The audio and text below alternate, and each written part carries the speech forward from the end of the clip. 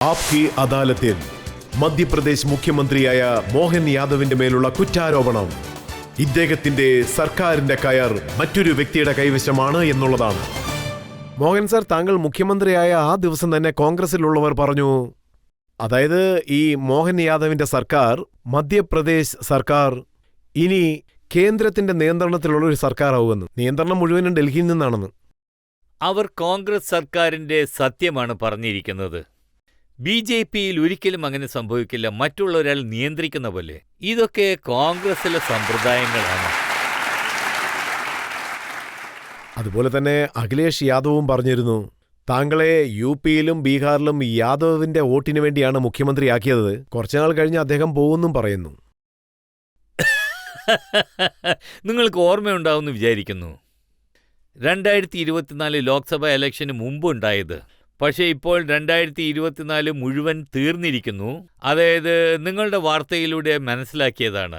രാജ്യത്തെ സമർത്ഥരായ മുഖ്യമന്ത്രിമാരുടെ പട്ടിക നോക്കിയാൽ ഞാൻ 6ാം സ്ഥാനത്താണ്. ഇതിനേക്കാളും വേറെ എന്താ വേണ്ടത് എനിക്ക്?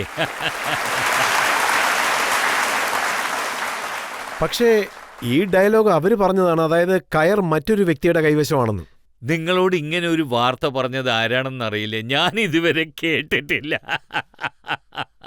ഈ ചർച്ച എങ്ങനെ വന്നു എന്ന് വെച്ചാൽ 2003 താങ്കളുടെ ടിക്കറ്റ് കട്ട് ചെയ്ത സമയത്ത് താങ്കൾ പറഞ്ഞിരുന്നു, ഞാനൊരു ബൾബാണ്, ഓൺ ഓഫ് ചെയ്യുന്ന സ്വിച്ച് മറ്റൊരാളുടെ കൈവശമാണെന്ന്. അത് ഞങ്ങളുടെ പാർട്ടിയിൽ പഠിപ്പിക്കുന്ന ഡിസിപ്ലിനാ. ഞങ്ങളുടെ ട്രെയിനിങ് ഇങ്ങനെയാ ഉണ്ടായിരിക്കുക. അതിനുള്ള ഉദാഹരണങ്ങൾ നോക്കൂ. ബഹുമാനപ്പെട്ട മോഡിജി ആദ്യമായി നേരെ ഗുജറാത്ത് മുഖ്യമന്ത്രിയായി. അദ്ദേഹം അതിനു മുൻപ് ലോക്സഭയാവട്ടെ വിധാൻസഭയാവട്ടെ എവിടെയും മത്സരിച്ചിട്ടില്ല. പക്ഷെ ഞങ്ങളുടെ പാർട്ടിയുടെ പ്രത്യേകത എന്താണെന്ന് ചോദിച്ചാൽ, അദ്ദേഹം CM ആയതിനു ശേഷം അദ്ദേഹത്തിന്റെ പ്രവൃത്തികൾ എങ്ങനെ ഉണ്ടായിരുന്നു എന്ന് ചോദിച്ചാൽ, ഗുജറാത്ത് വേറെ ലെവലിലെത്തി. പിന്നെ അദ്ദേഹം PM ആയി. PM ആയതിനു ശേഷം ഇന്ത്യയെ അദ്ദേഹം ലോകമെമ്പാടും അറിയപ്പെടുന്ന വിധത്തിലാക്കി. അത് നമുക്ക് അഭിമാനിക്കാവുന്നത്. അതും ഒരു ഉദാഹരണമാണ്. താങ്കളും അതിനൊരു വലിയ ഉദാഹരണമാണ്. താങ്കളെ മുഖ്യമന്ത്രിയാക്കിയ സമയത്ത് താങ്കൾ തന്നെ അത്ഭുതപ്പെട്ടതായിട്ടാണ് കേട്ടത്. ഞാൻ പറയേണ്ട ഉത്തരം നിങ്ങൾ തന്നെ പറഞ്ഞു. ഞാൻ ബൾബ് പോലെയാണ്. ബട്ടൺ അമർത്തിയ ഉടനെ ഞാൻ ഓണായി. പിന്നെ ഞാൻ എന്റെ ടിക്കറ്റ് മറ്റാർക്കെങ്കിലും നൽകണം, അത് നൽകി. എന്നോട് CM ആകാൻ പറഞ്ഞു, ഞാൻ ആയി. ഇതിലെന്താ പ്രശ്നം? അപ്പോ ബട്ടൺ പ്രസ് ചെയ്തത് ആരാണ്? പാർട്ടി തന്നെ തീരുമാനിക്കും, വേറെ ആരാ? ഞങ്ങളുടെ പാർട്ടിയുടെ പ്രവർത്തകരുടെ പ്രത്യേകത എന്താന്ന് വെച്ചാൽ, ഞങ്ങളുടെ പാർട്ടിയിൽ മറ്റാരും തീരുമാനിക്കില്ല. ഞങ്ങളുടെ പാർട്ടിയിലെ പ്രവർത്തകരുടെ ഓരോ കഴിവും, ജോലി ചെയ്യുന്ന വിധം, അവരുടെ ചിന്തകൾ, അവരുടെ ജീവിത രീതി എന്നുവേണ്ട മറ്റുള്ള എല്ലാ കാര്യങ്ങളും തലവൻ നിരീക്ഷിക്കും. എന്നെപ്പോലുള്ള ഒരു പാവപ്പെട്ട പ്രവർത്തകനെ പാർട്ടി ഇത്ര ദൂരത്തിലേക്ക് എത്തിക്കുന്നതിനെ എനിക്ക് അഭിമാനിക്കാവുന്നതാണ്.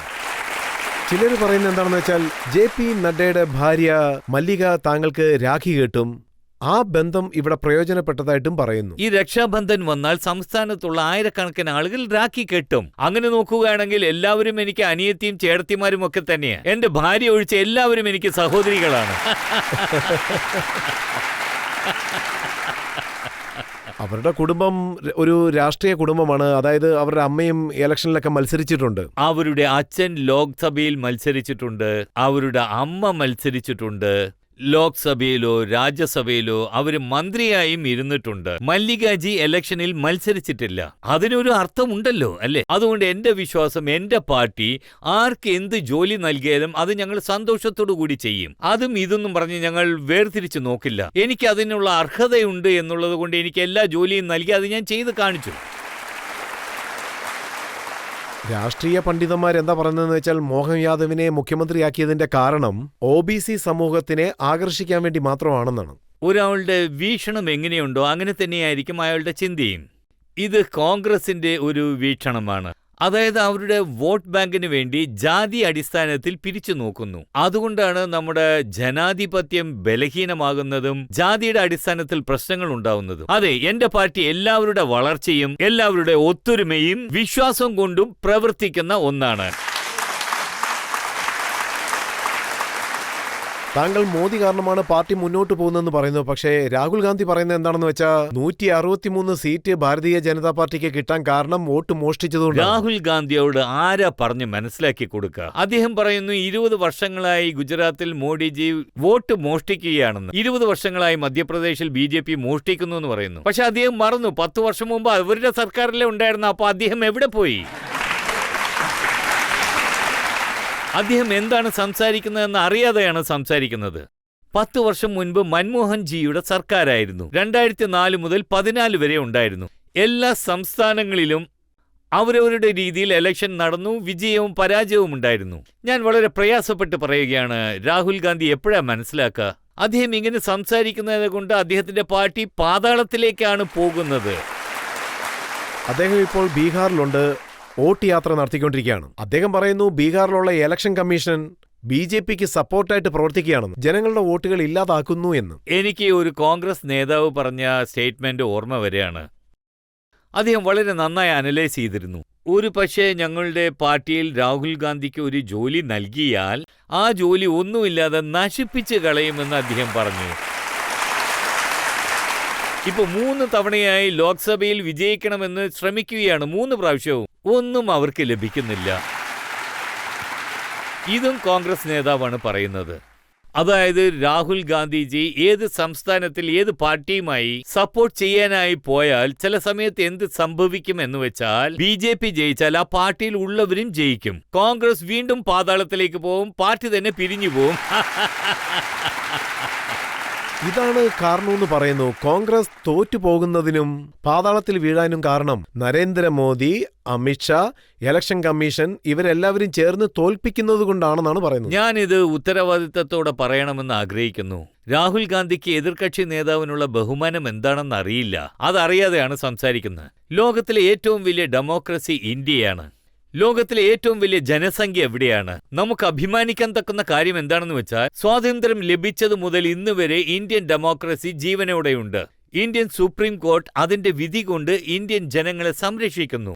ഇന്ത്യയിലെ ഇലക്ഷൻ കമ്മീഷൻ കാരണം ഇന്ത്യൻ ഡെമോക്രസി നിലനിൽക്കുന്നു. പക്ഷേ ദുർഭാഗ്യവശാൽ അർബൻ നക്സൽ പെരുമാറ്റത്തിലൂടെ രാഹുൽ ഗാന്ധി എല്ലാ ചോദ്യങ്ങളും ചോദിക്കുന്നു. ഇത് നമുക്ക് അപമാനമാണ്. ഇതിനെ നമ്മൾ നിരുത്സാഹപ്പെടുത്തണം. അദ്ദേഹം ജനാധിപത്യത്തിന്റെ തൂണുകളോടാണ് ചോദ്യം ചോദിക്കുന്നത്. അദ്ദേഹത്തിന് സുപ്രീം കോർട്ട് ഇഷ്ടപ്പെട്ടില്ലെങ്കിൽ, അദ്ദേഹത്തിന് ഇലക്ഷൻ കമ്മീഷനെ ഇഷ്ടപ്പെട്ടില്ലെങ്കിൽ, അദ്ദേഹത്തിന് നമ്മുടെ സൈന്യം ചെയ്ത സർജിക്കൽ സ്ട്രൈക്ക്, പിന്നെ എയർ സ്ട്രൈക്ക്, അതിനൊക്കെ തെളിവുകളാ ചോദിക്കുന്നത്. എന്നോട് ചോദിക്കുകയാണെങ്കിൽ രാഹുൽ ഗാന്ധി നാണം കൊണ്ട് തലകുനിഞ്ഞ് ചാകണം എന്ന് പറയും. ജനാധിപത്യത്തിൽ ജനങ്ങളുടെ വീക്ഷണം നന്നായിട്ടുണ്ട്. അദ്ദേഹം സംസാരിക്കുന്നതെല്ലാം ജനങ്ങൾ എഴുതി വെച്ചിട്ടുണ്ട്. കുറെ കഴിയുമ്പോൾ രാഹുൽ ഗാന്ധിയും അദ്ദേഹത്തിന്റെ പാർട്ടിയും ജനങ്ങളോട് ഉത്തരം പറയേണ്ടി വരും. പബ്ലിക്കിൽ ആർക്കെങ്കിലും ചോദ്യം ചോദിക്കാനുണ്ടോ? കേജ്രിവാൾ ചില ആരോപണങ്ങൾ ഉന്നയിക്കുന്നുണ്ട്. മോദി ഗവൺമെന്റിന്റെ കാലത്ത് രാഹുൽ ഗാന്ധിയുടെ പേരിലും സോണിയാഗാന്ധിയുടെ പേരിലും ഒരുപാട് കേസുകളുണ്ട്. പക്ഷെ അവരിതുവരെ അറസ്റ്റ് ചെയ്യപ്പെട്ടിട്ടില്ല.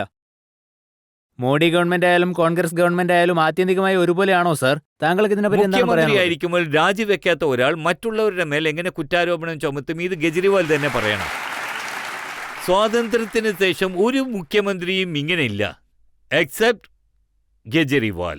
പ്രത്യേകിച്ച് പറയണമെങ്കിൽ ലാലു പ്രസാദ് ജി, അദ്ദേഹത്തിന്റെ ഭാര്യ, അദ്ദേഹത്തിന്റെ മക്കൾ, പിന്നെ ജാർഖണ്ഡിലെ സിബു സൊറൻജി, അവരെ പോലുള്ള ഈ രാജ്യത്തെ മറ്റുള്ള നേതാക്കന്മാർ ഒരു മന്ത്രിയുടെ മേൽ ഏതെങ്കിലും ഒരു കുറ്റാരോപണം വന്നാൽ, ജയിലിലേക്ക് പോകേണ്ട ഒരു അവസ്ഥ വന്നാൽ റിസൈൻ ചെയ്തിട്ടുണ്ട്. അങ്ങനെയാണെങ്കിൽ അവർക്ക് മറ്റുള്ളവരോട് ചോദ്യം ചോദിക്കാൻ യാതൊരു അവകാശവുമില്ല. അല്ല, അദ്ദേഹം എന്താ പറഞ്ഞു വരുന്നതെന്ന് വെച്ചാൽ എന്നോടൊപ്പം ഉണ്ടായിരുന്ന 5 മന്ത്രിമാരെയും എന്നെയും ജയിലിലടച്ചു, ഒരു സാക്ഷി പോലും ഇല്ലാതെ.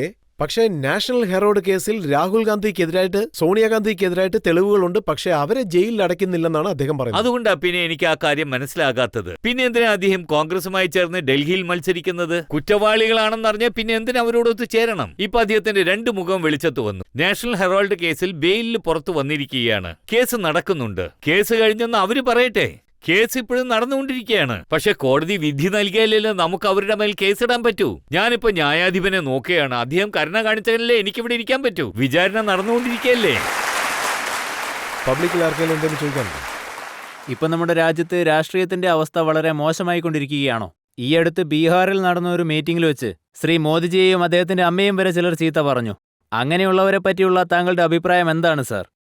നിങ്ങൾ വളരെ നല്ല ചോദ്യമാണ് ചോദിച്ചിരിക്കുന്നത്. ഞാൻ ഇതിനെ പ്രതിഷേധിക്കുന്നു. നമ്മുടെ രാജ്യത്തിന്റെ സംസ്കാരം ഇങ്ങനെയുള്ളതല്ല. അതിന് നേരെ വിപരീതമായി നമ്മുടെ രാജ്യത്തിന്റെ ശത്രുക്കൾ നമ്മുടെ സൈന്യവുമായി യുദ്ധത്തിലേർപ്പെടുമ്പോൾ അവർ മരിച്ചാൽ അവരുടെ ശവശരീരം തിരിച്ച് അയക്കുക എന്നതാണ് നമ്മുടെ സമ്പ്രദായം. മരിച്ച മോഡിജിയുടെ അമ്മയെക്കുറിച്ച് കുറ്റം പറഞ്ഞാൽ അവരുടെ ബുദ്ധി പൂർണ്ണമായും നശിച്ചു എന്നാണ് അർത്ഥം. അവർ തീർച്ചയായും ഇന്ത്യൻ സംസ്കാരം മനസ്സിലാക്കിയിട്ടില്ലെന്നാണ് അർത്ഥം. ഞാൻ നിങ്ങൾക്ക് എല്ലാവർക്കും വേണ്ടി ഞാൻ ഇതിനെ പ്രതിഷേധിക്കുന്നു. അവർ ക്ഷമ ചോദിച്ചേ പറ്റൂ, ക്ഷമ ചോദിച്ചിരിക്കണം. അങ്ങനെ സംസാരിക്കുന്നവർക്ക് എന്ത് ശിക്ഷ കൊടുക്കണമെന്നാണ് അദ്ദേഹം താങ്കളോട് പറഞ്ഞത്? അങ്ങനെയുള്ളവർക്കാണ് ഇലക്ഷൻ കമ്മീഷൻ ചികിത്സ നൽകിയിരിക്കുന്നത്. ബട്ടണമർത്തു ഭാരത് മാതാക്ക് ജയ് എന്ന് പറയും.